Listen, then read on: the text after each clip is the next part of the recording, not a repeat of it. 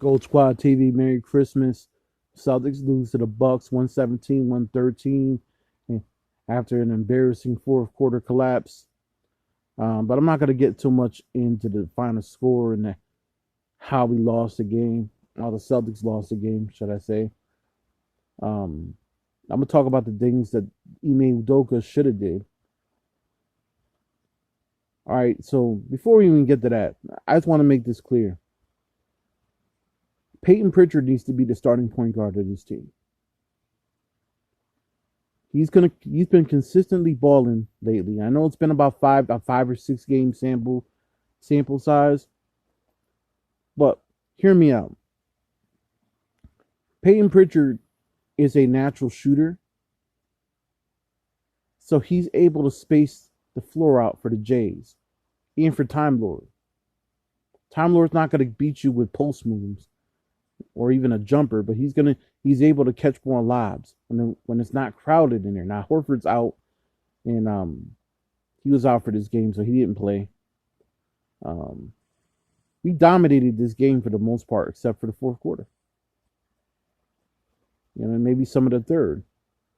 And the reason why I say Payton Pritchard needs to be the starting point guard of this team is that your argument is that Marcus Smart's a much better defender than Payton Pritchard. Payton Pritchard's not a bad defender. And right now, as far as I'm concerned, you need spacing out there. You need a guy, you either need a point guard that knows how to pass and get his teammates involved, who plays the point guard position very well, or you need a scoring point guard who's going to shoot the three very effectively and run the offense fluid.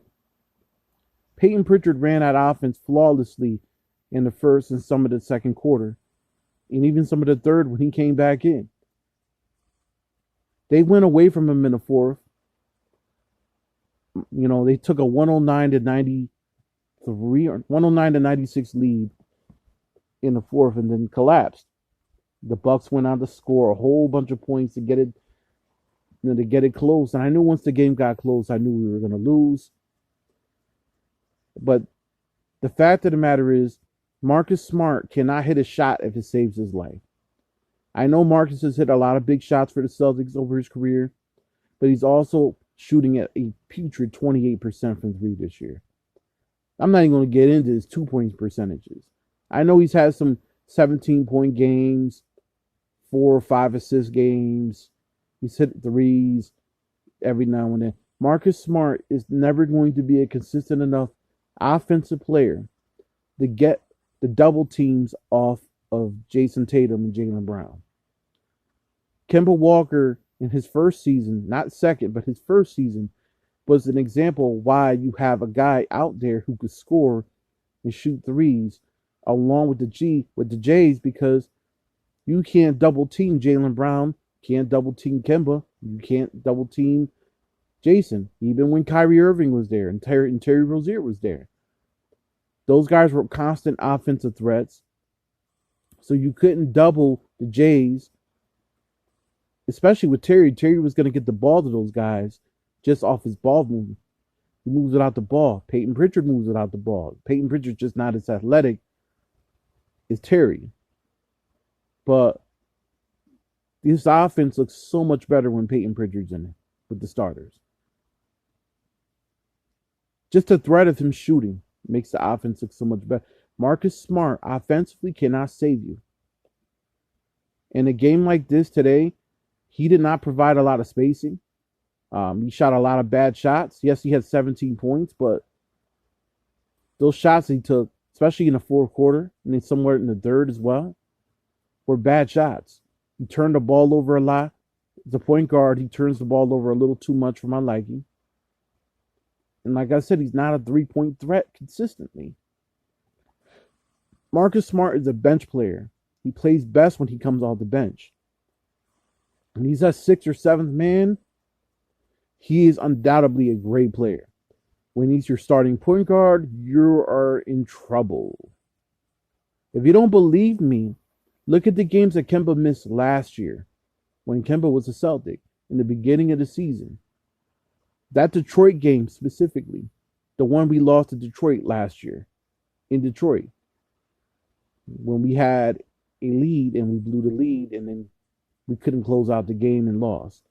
Marcus Smart was your starting point guard for that game. And I could tell you he did exactly the same thing he did in this game as he did in that game. You know, he's either going to chuck up a bunch of shots or chuck up shots at the wrong time. He tries to make too many fancy passes. He had a behind the back pass today, went out of bounds. He had another pass that got turned over and led to a fast break.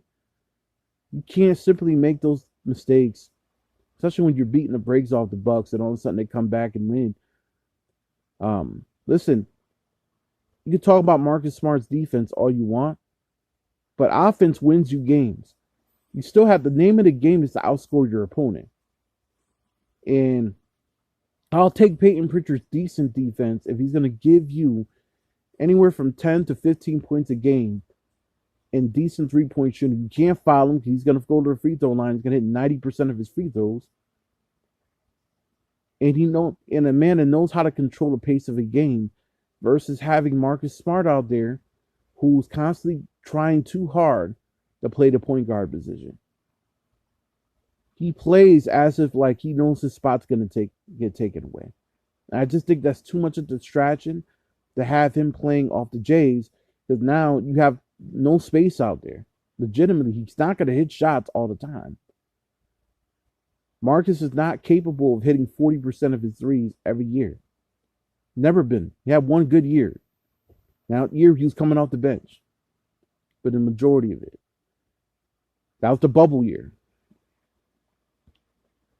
You have to understand something, man. This league, listen, like Payton Pritchard's ball movement without the ball is his assist. Because the fact of the matter is, he doesn't have to have 4 or 5 assists a game. It's like Terry Rozier is the same way. Like Terry was only going to give you 4 or 5 assists a game, but his ball movement and constant movement and his constant rotation and the threat of him shooting and the threat of him scoring helped the Jays immensely. I feel the same way about Payton Pritchard. His movement without the ball helps immensely than the threat of him shooting threes and making them. It's always going to be a problem for teams to defend, especially when this man can hit some shits from the Boston Celtics logo consistently. Celtics have to make a decision, man. I know they gave Marcus Smart an extension, but Marcus is a much better bench player. It's really him coming off the bench is not going to do much bad for us. It's like he's going to become a more lockdown defender. He's going to know his role. And if he wants to go and score buckets with the bench with the second unit, most second unit guys aren't going to be able to defend Marcus Smart. But against first unit guys, he's offensively inefficient. And that's why our offense looks so horrible. You know, I'm not in any way like I've got hard on him early in the year, and I'm not saying that he's a bad player. I just think he's a horrible offensive player. He's too inconsistent on that, and then he doesn't move without the ball very well. The only thing he is good at is catch and shoot, but he doesn't make them shits all the time. And how many times are we going to see our offense go down to the 2 or 3 seconds left on the shot clock before we realize, okay, this guy is not getting guys involved the way we need to. He's a decent point guard. He's not a great point guard, or he's not even a good point guard. I take Payton Pritchard shooting any day of the week over keeping Marcus Smart in the lineup when Marcus could easily play 25, 30 minutes off the bench. Who's Marcus Smart competing against off the bench anyway? Nobody. Schroeder's going to be out of here soon. So it's like you don't got to worry about that. You know, he's no threat to your job. Payton Pritchard is a much better fit for the offense in the first unit.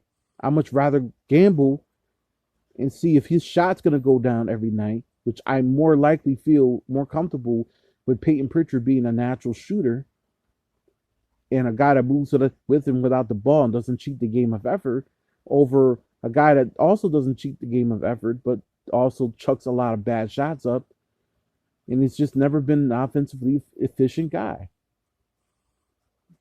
You know, when you need guys to take the pressure off of Jaylen Brown and Jason Tatum, Marcus Smart consistently can't give you the points to take the pressure off. And he doesn't facilitate well enough to make a difference. You know, in small spurts, sure, but like in a whole game to be the starter, he's a much better six man. Much better six man. Because if he's a six man, you could put him out there with Pritchard in certain lineups. Another thing, too, the Celtics need to think about what they're going to do with Al Horford or Time Lord, which one you're going to keep, because they're both, Horford's a much better shooter and a much better defender, but, you know, Time Lord's kind of showing his worth lately on the defensive end, and he's much younger. Unless you're going to trade Time Lord for Miles Turner or trade Horford for Miles Turner, or you can't keep them both on the court at the same time. I think the two big man lineup doesn't work, is consistently not work, and I still don't think it's going to work. So somebody's going to have to come off the bench. Someone's going to have to come off the bench. You just paid Time Lords. Are you willing to piss him off and have him come off the bench, knowing that he's probably going to be pissed because he has to play less minutes now? It's going to affect his contract. To where Al Horford pretty much has this year and next year, but next year's money's not guaranteed. Even though he's playing very well this season, is he worth keeping for a long amount of time? Let me know what you guys think in the comment section down below. Gold Squad TV, leave your likes, subscribe. Peace.